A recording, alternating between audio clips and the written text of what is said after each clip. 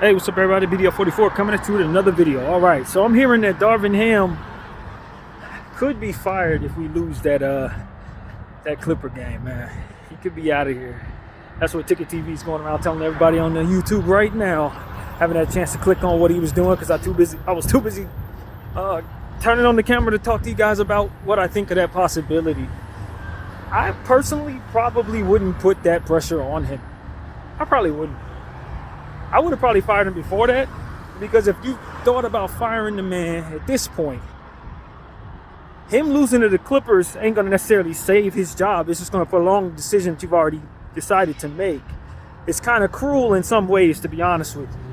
Not to say that I'm certain that he can't save his job by winning. If we go on like a nice little winning streak, then he will save his job. But at this point, it seems to me that the team has lost interest in doing what he wants them to do. And if I'm to take what I saw at face value, I would say the team is checked out. And if they've already checked out, then why wait until the big game to put pressure on him on a game that we're not probably expected to win any that way? I don't think we are, to be honest with you guys. I don't have us winning that game unless the Clippers just sit guys, you know what I mean? But if all of them play, which I'd imagine they will, then we're not favored to win that game anyway. Not with our roster. We're not favored to beat them in the playoffs this year, or if we were to face them and all that. Like, it's no question that they are a better team this year. So to say that Darvin needs to win this game, he needed to win the last one when we actually had a chance of winning. You know what I mean? That was the game for me. It was like, all right, if I'm going to make a decision to fire him this week, it's going to be after the Memphis game. It ain't going to be after the Clipper game, because you're going to lose the Clipper game for sure. So why wait till then to fire him? You know what I mean? And my thinking was, do things like the Toronto Raptors just did last week. All the pressure they had to not lose to the Detroit Pistons, they knew their team wasn't no good. Their fans was predicting they would lose to the Pistons. So what did they do? They made the trade with the Knicks right before that game, so that they definitely wouldn't have no chance of competing properly against the Pistons. But you knew if you lost that game, the very next game, you had reinforcements coming in and everybody's going to be excited about those reinforcements. That's what the Lakers need to do with that Clipper game. We ain't got no business trying to win that game, per se. We got to make changes that we can be excited about, so that when we lose that game, we're not tripping about losing that game. That's what I think. You make a trade right before that Clipper game so that you have half of your team in that game. You lose it, and then those reinforcements come in, and we find ourselves excited about seeing the new changes. So that's how I would play it. I'd have fired Darvin before that. I'd have fired him yesterday. I'd have fired him after the game. And then I'd have made some type of trade, if at all possible, that would make it so that by the time that Clipper game comes around tomorrow, we already know those trade fleeces are coming in. That's what I do. Now, is that all of that going to line up possible? Probably not. This is me in my little perfect world. It doesn't work like what I'm telling you it does. But as far as firing the coach after this upcoming game, do I agree with it? Not in terms of the timing, not necessarily. You fire him yesterday. You don't fire him today. You don't fire him tomorrow. You fire him yesterday. You fire him now. Like, before we even get to that point where we're overly embarrassed by the damn Clippers. Because you're going to get embarrassed. It's not even about you not getting embarrassed. You're going to get embarrassed. Clippers going to beat you. Unless they're doing what they're supposed to be. They're not doing what they're supposed to be doing. That's the only reason why you win this game. Anything can happen in the course of a basketball game. Sort of like football any given Sunday. Maybe Austin Reeves go for 50. You know what I'm saying? They're not expecting that. And if that happens, then of course you have a chance. You're going to win the game. But like, outside of something miraculous taking place, you shouldn't even win the game. You don't even expect to. So for me, it's like, I'm not going to have his entire tenure come down to that game. Not that game. Maybe a couple games after that if I don't want to fire him right away. But as far as a game that we're not expected to win, and he had better win, that's not how you do it. You fire him before that. You fire him before that, or you fire him after that, in my humble opinion, but not after the Clipper game directly. No, not really. Not to say that we're going to send the message that if you don't beat a team that you're not expected to beat, that you're gonna lose your job. I don't think that's the way to play it. You know, the Lakers are having a hard time. I think part of it is because they should have paid Ty Lue what he was asking for in the first place, man. I heard somebody say that yesterday on a podcast, and I kind of agree, to be honest with you guys. Maybe we should have just went ahead and just did whatever Ty Lue wanted us to do instead of whatever it is. You know, I don't know how negotiations went. From what I understand, it was a lowballing situation. Maybe that's what we're paying for right now, karmatically, if that's such a word, with karma. Maybe that's what it is. We can't seem to get a good coach because we didn't do right by Ty Lue. I don't know, just something I got in my head. Doesn't have to be nothing. Now, one thing that I am paying attention to is the signing of Dylan Windler. Definitely excited about Dylan Windler, and I'll tell you why. Dylan Windler is a guy who had 33 boards in the last game. And to be honest with you, that is impressive as hell, man. I ain't seen nobody have 33 boards in any basketball game in this era. Not in G League, not in the big leagues. Last person I seen had like 33 boards, probably Dennis Rodman or something like that, or maybe Ben Wallace or somebody did it like that. But I ain't seen nobody in this era do that in no level of sports. So for him to be 6'6" with a 6'10" wingspan, who gobbles up boards, and he had like 23 points in the last game.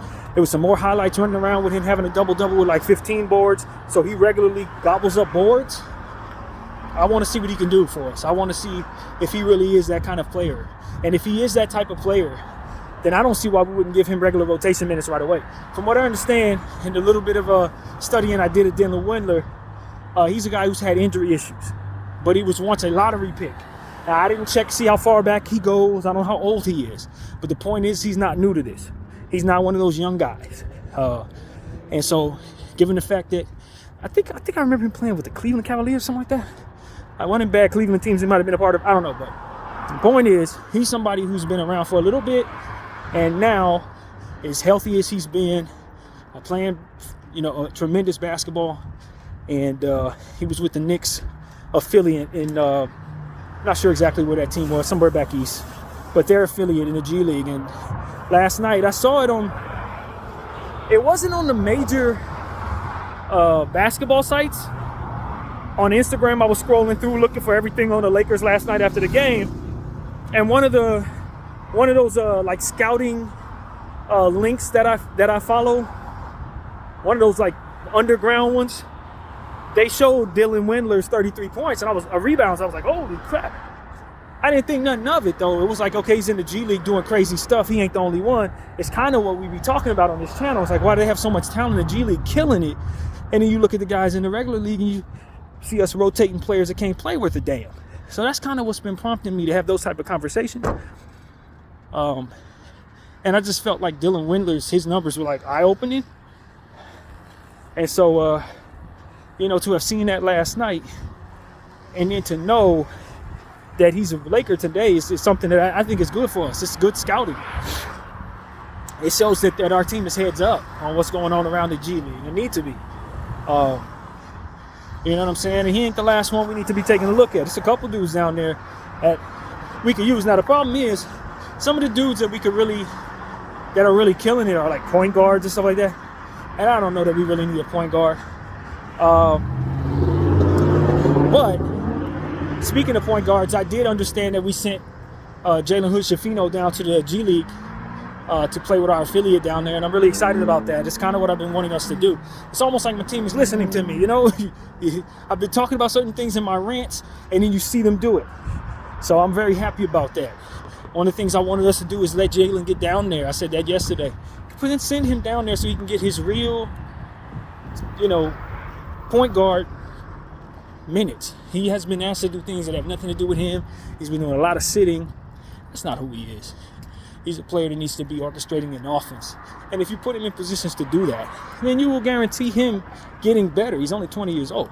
But if you're asking him to play off the ball, you're asking him to do all types of stuff that has nothing to do with the player he was drafted to be, then he's going to start developing habits that come from having a lack of confidence from not succeeding. And if he's not succeeding, then how can he ever develop into who it is you need him to be, let alone anything at all, really? So I figured, like, if you're going to ask somebody to do the wrong things, then of course, especially young guys, they're going to lose confidence. A lot of times they know who they are, but they need you to definitely know who they are and put them in positions to do things that make it so that they can be themselves and then surprise themselves at how good they actually are. If you're not going to do that with a guy like him, you could lose him. He could lose his whole career off the strength of you put him in a bad position, and now he just thinks he's a loser. No, you're not a loser, fam. Your coach just didn't put you in positions to show what you can do. And as a result, you're being mischaracterized as a player who can't play. But you need to get down that G League, run around with dudes that, are lesser talent to a degree, but more minutes, so that you can put yourself in a position to develop into the player that you want to be. And then from there, you will see success and feel better about yourself and all that good stuff. So that's what it comes down to for Jalen. I'm not mad at Jalen Hood-Schifino. I'm not a fan of his draft spot, taking him at 16 over Pajemski and Hawkes, and taking him ahead of Whitmore, Nick Smith. These are guys that I think just flat out were better prospects than him. But that doesn't necessarily mean at all that I think Jalen Hood-Schifino can't be a good pro. I don't mean that. There's been guys that we've taken in the second round and turned into, man, Ginobili was a second rounder. You know what I mean? You look at, who was it? I think Nick Van Exel, wasn't he a second rounder, 47th pick? I think, if I'm not mistaken, obviously you can talk about, what's his name from Golden State, also a second round pick. There's a lot of guys that you can get further down the road in the draft that are really good players, but you just gotta, temper your expectations with them, maybe not give them so much responsibility as opposed to a guy at the 16th overall pick that you expect to be a rotation piece. But that doesn't mean he can't develop into what it is supposed to be. Look at our guy, Max Christie. Max Christie looks great for us. He's a rotation guy we got in the second round. Draymond Green is obviously who I was considering. There's a lot of guys in the second round that have done fantastic things in this league, man. So I don't want people to think that just because I'm not a fan of us taking him at 16, that I don't think he can turn into his best self someday down the road. It's just the fact that you have to wait on that. And we weren't even putting him in positions to get the G League minutes that would help him get to that point so he could be that guy. So for me, it's like, that's what we need to get right. Either you're going to put him in a position to be a rookie out the gate for us, or you send him to that G League so he can be a rookie out the gate there and get the run. Work on his jumper. Because he's a mid-range jump shooter. And that jump shot that he took in that game 2 nights ago was horrible. And so it's like, for me, that tells me that our lack of our willingness to put him in a position to practice is reflecting upon him not being as good at things that he's really good at. And that's just unacceptable. That's really unacceptable. When you scout Jalen Hood-Schifino, you see him hitting jumpers. You see him using that jumper as a jab to create space to make plays for other people. That is what he is, an orchestrating floor general. Very good one, big guy, which is what makes him 16th overall pick worthy. If he was 6'2", not a chance. But since he's like 6'6", that is why you want him on the team. So it's like, we got to utilize the guy. We picked him up for a reason. And I understood why, because we could use a homegrown Laker point guard. We haven't had one. We've been shuffling out point guards in and out for a long time. Get ourselves a Derek Fisher right now. That's who he's going to develop into being, somebody like that. And his defense is a lot better than people think. So he's a two-way guy, which is something that I really like about it. Not overly talented, but he doesn't play only one side of the ball. So it balances out to him being really good. So it's like, for me, I get Jalen Hood-Schifino's piece. And I can use him. And I can wait on him in other circumstances. But with LeBron James on the team, this far into the stage of where he's at, we need everybody to be contributors. And that was a need that we knew we had draft night. So, for me, I wasn't a fan of Jalen Hood-Schifino for us. But for a different situation, I thought Jalen would be just fine. For the Utah Jazz situation that Keontae George was in, I thought he would have been just fine. For the Miami Heat, trying to fill in for Kyle Lowry, who's now older, I thought he would have been a great Heat. You know what I mean? It's a lot of things that I thought Jalen would have been good at. We just happened to take him, and I didn't think it was the best place for him. And I didn't think it was the best piece for us. But 6 years from now, if he's still on the team and he's developed to his best self, I think he'd be a hell of a Laker. I don't think he's going to be a bad Laker. I think he's a very poised kid, too. He looks like he has a serious demeanor about him. So it's a lot of stuff about Jalen that ain't nothing to dislike. And I'm glad he's going to get his opportunity in the G League to show people what he's really like, because that's really what's missing. You had a guy running around trying to be somebody he's not in extremely limited minutes with no practice time because the team doesn't practice as a whole. Just all bad. And so that's all it is with Jalen, man.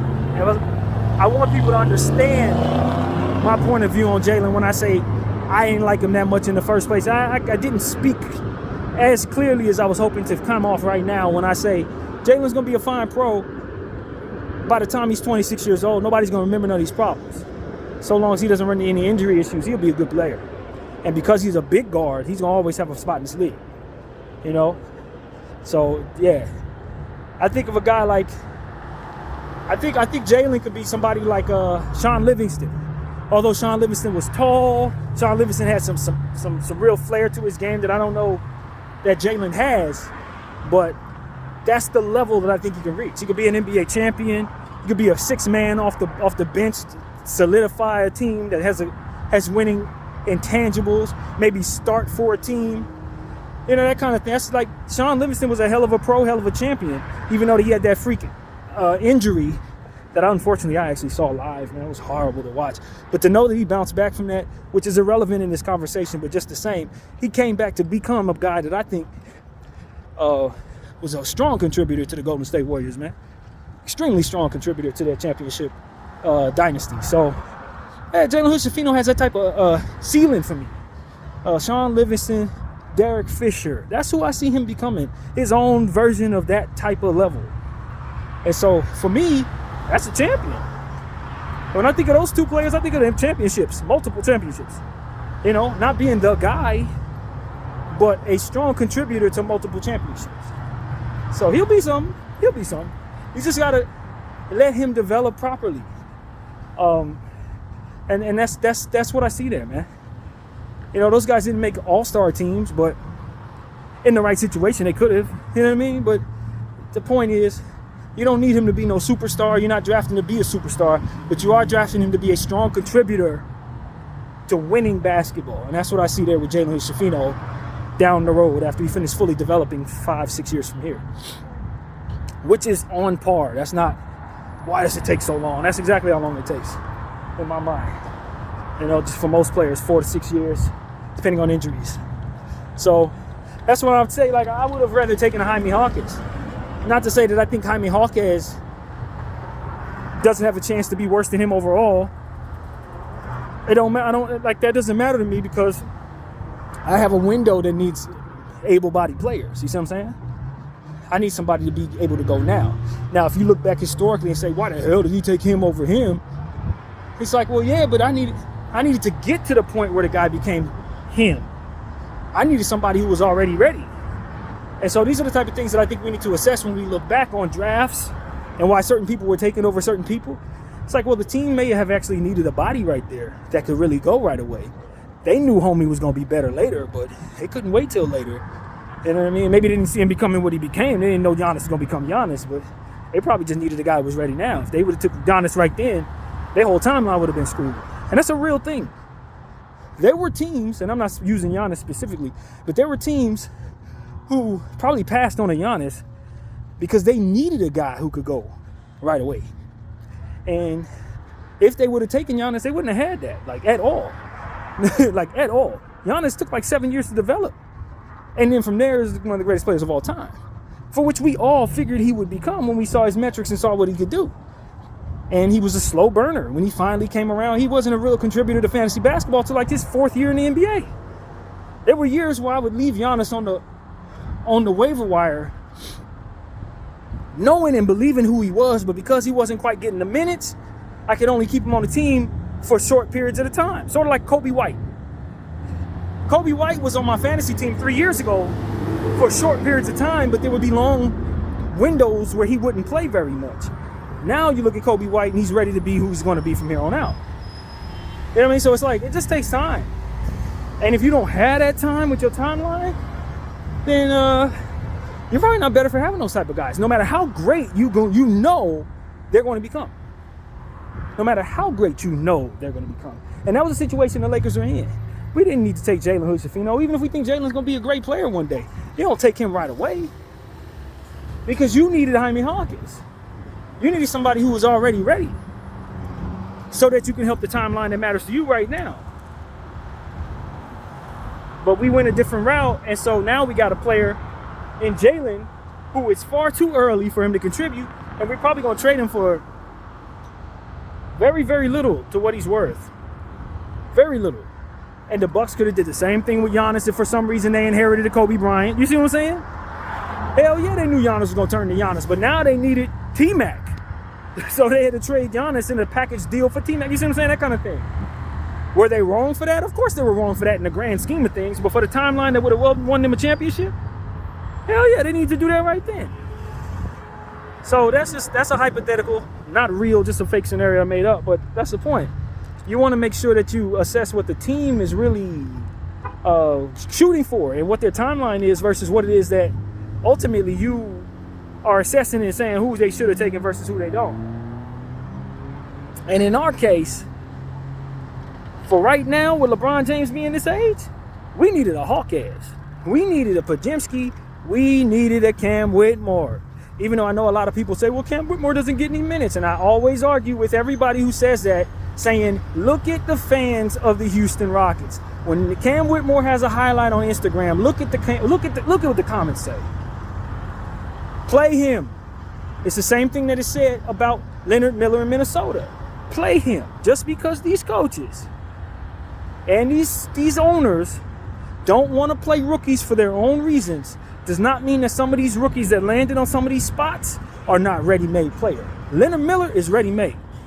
Hawkes, ready-made. Whitmore, ready-made. They're not in the same situations though.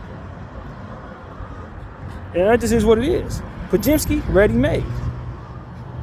And was given an opportunity to prove that. Jalen, not at all. But you got to ask yourself too, have we put Jalen in a position to be who it is that he's drafted to be? And are we sure he's not ready-made to do what it is he's supposed to do when we ain't put him in a position to do that? Because Podziemski and Jalen pretty much the same in that regard.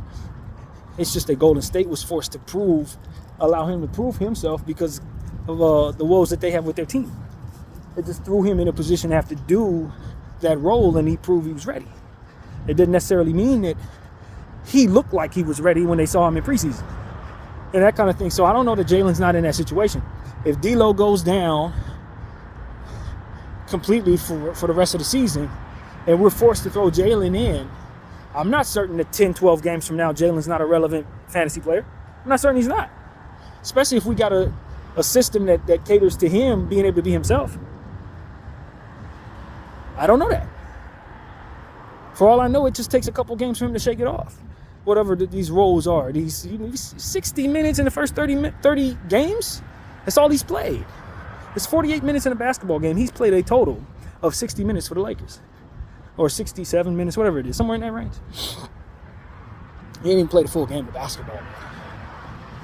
And so, and couple that with the injury that he's trying to fight his way back from, for which I think he's pretty healthy for now, but start of the season, he was out for months and months at a time. So anybody could have got hurt in that situation. And so it's just a lot of stuff next to Jalen that just makes me say, let's shoot him a little bail. Even I've been critical of him unnecessarily in how my language has been. And it's because I had other ideas about what I wanted for my squad. Players on the board that I knew could contribute right away that I think are even better than him long term. This is what it is. But that ain't mean that he can't be a good player. Or that he can't one day make me very happy I drafted him. I expect him to probably do that, to be honest with you. I just would have been happy to take him further down with a different pick. Maybe I'll trade down and get him and Podziemski. That's the kind of strategizing I was hoping my Lakers would do. Because a guy like Jalen Hood-Schifino, I don't think anybody was going to take him right away. I think he probably would have been there at 30, to be honest with you. I think he was going to slip for real. That's just my own personal point of view. You know, I would have loved to have had a combination of Podziemski and Miller. You know how much better we would have been? Cam Whitmore and Pajimski. Like, how much better would we have been if we would just traded down a few spots? You know, but these are things that were rolling around in my head, not necessarily our GM's head, unfortunately for that day. But if y'all go back and look at all my conversations involving the draft last year, you would have seen that these are the kind of things we were talking about. Like, we can get anybody but Jalen. I was on that type of tip. And then when we were right there, so close to the pick being drafted, I think we were like the 14th pick, and I'm like, oh my God, Cam Whitmore is still on the board. We got Cam Whitmore. Something in my mind told me, nah, they're going to pass on Cam just like everybody else did. And at that 6th, we were at the 15th pick. I'm like, Cam Whitmore is still on the board, baby. We didn't win the lottery. All we got to do is draft this kid. We won the whole lottery. We won the whole draft if we take Cam. And we took Jalen. It was just such a letdown. Even though I was able to, in the moment, breathe and consider all the possibilities of what bringing in Cam would mean, right? Because we have forwards. We just signed Rui. We got Braun. We don't want to push these guys out. We don't want them to think that their role on this team ain't solidified. That was my thinking. Like, you bringing in Cam Whitmore, now you bringing in doubling down on Rui. Now you don't have a point guard other than D'Angelo. But what I didn't see coming was that we weren't going to use Jalen. We weren't going to use him at all. And so that's what I wish I would have known. I would have been a lot less calm when leaving Cam Whitmore on the board. And look, my thing with Jaime Jaquez was, I thought Jaime Jaquez was this. I thought Jaime Jaquez was this good. As good as he's showing you in Miami is exactly as good as I thought he was going to be on draft night. I thought he was this good. Problem was, I didn't see a whole lot of upside for Jaime Jaquez. This is how good I think Jaime Jaquez is going to be probably 10 years from now. Maybe a little better than this. Like, he's going to refine his game some, but he's already an older rookie. So it's like, did I think he was going to be this? Yes. But he was only going to be good for me for right now. If I'm looking and projecting forward, I'd rather have Cam Whitmore. And that's how I still feel that way right now. I was a Pajimski guy from the jump, but I didn't believe you take Pajimski at 16, you trade down to get Pajimski. That was my thinking with Pajimski. And I was a Leonard Miller guy as well, but I really loved Pajimski's game as soon as I started realizing what his intangibles were. Rebounding and scoring from behind the arc. It's like, oh, he can do those two things. Oh, yeah, I need that. So for me, I was tempted to taking Pajimski at 16. All three of them dudes would have been taken before Jalen and for me that night. I would have definitely done that. I would have taken Jaime over him too, I think. But I really wasn't that high on Jaime just because of what I already said. I just don't think he's going to get much better than this. This is who he is. And if he has any injury issues, it falls back. So he looks great on draft night. He looks good in his rookie season. He looks good second year. Is Jaime Jaquez still going to be fantastic 7 years from now? I don't know. And that was why, with a draft pick, I wasn't certain I was going to take him as high as some people are saying we should have taken him now, because the upside wasn't really there. The good out the gate, definitely. But the upside from there, he's going to be this. He's going to be this. And that's good. 18 points, 6 boards, couple steals, fantastic turnaround jumper, stuff like that. But will the body hold up? Is he going to really be a standout amongst forwards as he grows older? Or is he going to kind of Mike Miller it? And I see him going the Mike Miller route, to be honest with you. Mike was solid, but Mike would never know superstar after winning Rookie of the Year. You see what I'm saying? I ain't going to take him over a super athlete like Cam Whitmore. I'm not going to do that. Or take him over the upside of a Pajimski who can shoot probably 45 from behind the arc at some point. I'm just not going to do that. So that's really my point of view, man. At any rate, so yeah, that's why I'm not telling people that I still think we should have taken Jaime.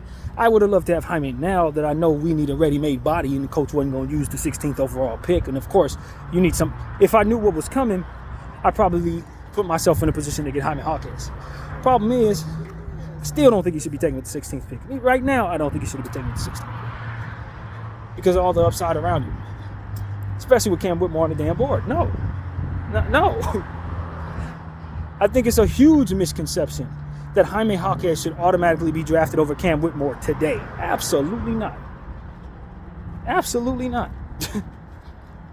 Oh, and I had a dream last night, and I know where it stemmed from. I always like to tell y'all about my basketball dreams. I don't know if they ever come out to be true or not, but this is what I think. Last night I saw on the Rockets IG, right before I went to sleep, that some random fan didn't have no likes to the comment, but he said, trade Amen Thompson. And then I went to sleep, and the Lakers were going after Amen Thompson. And I had something to do with that, whatever. I was working in the Laker organization, and I was able to communicate with the Rockets somehow to get them to understand that, look, you probably do want to move on from him. I was trying to sucker them out of Amen Thompson, basically. And then I was talking to the Detroit Pistons, who were kind of looking to move Ausar Thompson as well. Now, here's the truth. I don't think we can really use Amen Thompson. In my wildest dreams, I don't think he's probably going to be somebody that Darvin even plays very much, because at the end of the day, first of all, we need shooting, and Amen can't shoot. Same thing with Ausar. It's the same problem he's having in Detroit. Since they have such poor shooting problems, they actually can't find a role for him, which I think is misguided, to be honest with you. I think that is severely misguided when you see how he started the season as one of the best forwards in the league, not just rookie forwards. He was one of the best forwards in the league without being able to shoot, because he rebounded, steal the ball, get easy buckets, passes so well. Ausar Thompson is fantastic. In my humble opinion, the coach is not, and that's really what it comes down to. The coach is just awful, like for real. Let's just be honest. The Detroit Pistons coach is terrible right now, and we love him. And I mean, he's going through a lot in this league. He's going through a lot in his personal life. We're rooting for him to succeed, all that. But the job he's done with the Detroit Pistons this season has been worse than Darvin Ham. Simply worse. And I stand by that, and I mean it too. Worse. But nevertheless, you know, he's made the decision to remove Amen from the rotation. Ausar from the rotation. And so I think it's a good chance that the Detroit Pistons may look to shop Ausar, just because they have such horrible shooting issues, and because he's not gonna be projected to be a very good shooter at any point in time in his career. But I'm telling all of you guys right now, and I've been right about a lot of this type of stuff. When it comes to this type of stuff, I have a lot of confidence. If there's any way I, franchise A, whoever I am, can get a hold of both of those guys before their value goes anywhere, I think that can win me a executive year someday. That's all I'm coming here to say. Whether you can use them or not, if you can find a way to pry them both out of their circumstances while their value is extremely low, even if it means overpaying for them, I think it can win you an executive year one day. If I'm an executive of a team, especially a team that sucks real bad, like the Portland or, anybody that bad. Hell, Detroit should be trying to do this themselves. Try to get Amen Thompson out of Houston, because they don't have a path to him playing anytime soon, and his value is going to continue to decrease with the role that they have for him. He can't shoot. They got nothing but forward, so even if they want to slot him in as a forward, it ain't going to make any sense, because they still have Cam Whitmore, Deshaun Tate, Old Man Green, who's still balling out of control, and all these different guys, to where moving Amen Thompson to the 3 or the 4 still doesn't get the most out of Amen Thompson for what they drafted him for. The point guard position is locked, man. They got Fred VanVleet. He ain't moving. He just signed a nice deal. He's playing great. He's young enough to where he's still going to play 4 or 5 years from now. There's no path to Amen Thompson becoming a starting point guard with the Houston Rockets. No path. And now I look at Ausar Thompson, and I see him, and he's a non-shooter rather, in a situation where spacing is horrible. There's no path to Ausar Thompson in my mind being who the Detroit Pistons drafted him to be going forward, unless they get rid of that god-awful coach. Honestly, seriously. And so for me, it's like, never again, and I literally mean never again, will it be more obtainable for me to get both of those players. Never again. I got to go get them now. while their value is in the absolute and utter toilet, while both of their teams can't use them. Because once they get to where they're going and they get that starting spot, their athleticism and their ability to make others better and their ability to play defense will take over, and they're never leaving those teams again. They're never leaving those teams again. You mark my words. They're never leaving those teams again. So that's why if I'm the Golden State Warriors, especially the Golden State Warriors, because them boys are from the Northern California, right? I would try my very best, even if it means overpaying for both of the Thompson twins, to get them on the team now. Because when they become what they're going to become, they're both perennial all-stars. They're both players that make others better. They both play off one another very well. And if you can surround them with shooters, for which Golden State already has, you win. There goes another path to dynasty glory. I kid you not. I'm getting them both. One ain't enough. I need them both.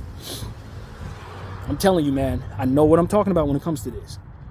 When it comes to this, I got about as much confidence in this as I do in walking down the street. You need to get both of the Thompson twins on your basketball team. Any one of you teams, do it now. Do it now, especially if you suck. And you give them the roles that their point guard role and small forward point forward role that they're both supposed to have. Asur is a small forward with point forward abilities. Amen is a point guard with point guard abilities. Both of them more athletic than everybody else. More defensive than most. Both of them. You need them both. And the Houston Rockets are a terrible place for Amen Thompson. And it seems to me that Asur Thompson is in a bad spot in Detroit too. So I'm going to get them both. I'm putting them on my team, especially if I'm in the middle of a rebuild or the beginning of a rebuild or anything like that. I'm going to get both of them. And I'll worry about the spacing later. San Antonio. If I got to give up anybody and everybody, it wouldn't be nothing but Amen Thompson, Asur Thompson, and Wembanyama. I don't care about wins. I don't care about spacing. I just need those two next to him. It's going to give me a championship. It's going to take some time, but I will win a championship with those two. Even if it means giving up Vassell, Keldon Johnson, I don't care. I get them all in the draft. I get everybody in the draft. All my shooters I'll get in the draft. Bring me the Thompson twins and put them next to Wemby in their rookie season while the Thompson twins' value is trash. Let them grow in that San Antonio system next to Popovich, and I promise you, you're going to be winning championships 6 years flat. You'll be championship contenders every year after that. Because those two are going to get Wemby the ball all day long. They're going to assist him defensively all day long, and he's the shooter. They don't have to be the shooter. He's the shooter. Just feed him, spam him like you're supposed to. He'll average 50 points. They'll average double-digit assists, both of them. I know what I'm talking about. And these are some of the best athletes in the world, man. Both of those kids are all-world athletes. Both of them are all-world defenders. Both of them are all-world floor generals. This is a perfect situation. And they're used to playing with one another. Obviously, they're twins. And play professionally with one another in their previous situation with the Overtime Ignite. Or with the Overtime Elite, rather. So, I'm telling you, you're never going to be able to do this again. And every team in the league will have wished they did this now like I'm telling them to right now. You don't wait for them to become what it is they're going to become and then want to pay them $100 million. No, you don't do that. You don't do that. You get them now on your team before they become anything what you expect them to become. And when they do become that, you look like a genius for doing what I told you to do. I wish people would listen to me. I told y'all about Clint Capella before, when he was a second-round pick. I told y'all to get him. I told people about Kobe White before he became what you see him becoming now. People didn't listen to me. They let him stay in Chicago. Now he's worth 30 times what he was before. Y'all got to start listening to me on this, man. Young players that have yet to develop into who they're going to be are exactly the people you want on your team before it happens. Because if you wait, you're going to have to pay triple for them. It's not necessary. It's not at all necessary. Is it a risk? I don't think so. Not given the fact that some of these guys' value is in the toilet right now. It's not like you're getting them on draft day when they were the first and second overall pick and all that. No, they've dropped. Their value has dropped. This is why you go get them now. And then you put them on a team together. And in doing so, you're going to see them grow in your system, especially if you're a good system like San Antonio, who has a winning championship pedigree, history rather. Puts you in a position to have players that you pretty much know are going to get better on your team than where they are right now. With all the upside in the world to be better. All the upside in the world. So that's what I'm trying to tell everybody. I hope everyone's listening. I don't speak into, to this camera for no reason. I'm certain that I'm not the greatest GM ever. I know that. I've never worked in the NBA or nothing like that. But what I'm telling you guys is this. If you put yourself in a position to have young players who were drafted to be really good, and you put them on the team early before they get a chance to show who they are, you're the one that looks like a genius. You're the one that looks like a genius for putting them on the team. So that's what I'm doing. I don't know the Lakers are in that position. We're obviously not in a rebuilding situation. We obviously need floor spacing. So it's a lot more risky for us to do that. A lot more risky. But if I was in control of the Lakers, I'd do it anyway. I would. I'd do it anyway. And if I was in control of the Pistons, I would be going after Amon Thompson. I give away everything named Cade Cunningham to get a package involving Amon Thompson back in my possession. Overpay. I don't have anything that I want that bad. That's the key to it all. What do you want if I'm Detroit? They're in love with the players they've drafted. I'm not. Not for them. Jaden Ivey, I like Jaden Ivey a lot. But I'd rather have Amon Thompson for them because I got the other Thompson to him. Jaden Ivey's going to be fine, but he can't shoot either, and he ain't half the defender Amon is. Not half. Jalen Duren is a throwback center who's not going to be able to shoot the three if what I know about him is true. Now, if he can shoot the three, please forgive me. But I don't think he can shoot the three. And in the era where spacing is so important, what do I want a center like that, man? When I already got spacing issues. I don't need him. I need somebody who's going to get the shooters the ball when I bring them shooters in. Amon Thompson. So you may say, well, Amon can't shoot. I know that, but he's going to have 12 assists off of the people who can shoot. That's why you bring him in. And he's going to get several stops. He's going to get in transition and give me easy buckets. And his brother going to do the exact same thing. That's why I was hoping Orlando would get lucky and they would be able to get both of them. I knew it was a very long shot and they had to be before the lottery. They would have to get certain things working out that they didn't have, but I knew they had 2 lottery picks. I was hopeful for them that they would find a way to get both of those guys. That was the only path they had to plan with each other in the NBA, but I'm telling you, man, I could be wrong. Injuries could derail them. Obviously, without them being able to shoot the ball very well, that was always an issue in an era where spacing is necessary. But again, if I'm putting both of them on the team, the goal is to surround them with shooters. They're going to be the only ones who can't shoot. That's really what it comes down to. They're going to be the first players in the rebuild, and they're going to be the only ones that can't shoot the three. Because they're going to take care of everything else. That's the key to the Thompson twins. They take care of everything else. They're going to defend. They're going to get people involved. They're going to get in transition. They get easy buckets. They're going to put pressure on the rim. They take care of everything else. I just need the shooters around them. And the complementary ball handlers who can take the ball off the dribble once they pass on the rock. That's it. And of course a rim protector, because I don't want no rim protection outside of those two, which I think can protect the rim, but it won't be at all necessary for me to think that they're gonna play the big man spot, both of them. No, there's a point guard who's huge and a small forward who's good size for small forward spot. And then you got the synergy with your core. Obviously, you're gonna have to pay them both $200 million, so you ain't gonna be getting that much better as far as your core is concerned. But if they develop into what I think they're going to develop into, that's all you really need. Those are going to be your stars. And they come from the same mama. You know what I'm saying? Like they come to you with natural born synergy. Unlike other players who have to learn one another. You don't have that problem with them. So like for me, it's like that's a no-brainer, man. Get me both of those kids while their value's in the toilet. If I have to overpay for it, cool, because I already know what they're going to turn into. It's going to be me pulling a James Harden, Houston Rockets situation. I thought the James Harden situation was an overpay because I thought his contract was crazy for what he had proven in OKC. And then when he got to the Houston Rockets, he was literally like the best player anybody had ever seen. And all of that was out the window. It became one of the best contracts in the world. That's how I'm looking at him and Thompson together. Like, that's a no-brainer to me. I'll overpay for that, no problem. Why? Because they're going to turn into whatever, better than whatever the hell I'm trading you. Period. They're going to turn into whatever I think I'm trading you. Jalen Duren and you know, who else? Anything outside of Cade Cunningham, because Cade is a little too good to be doing that with.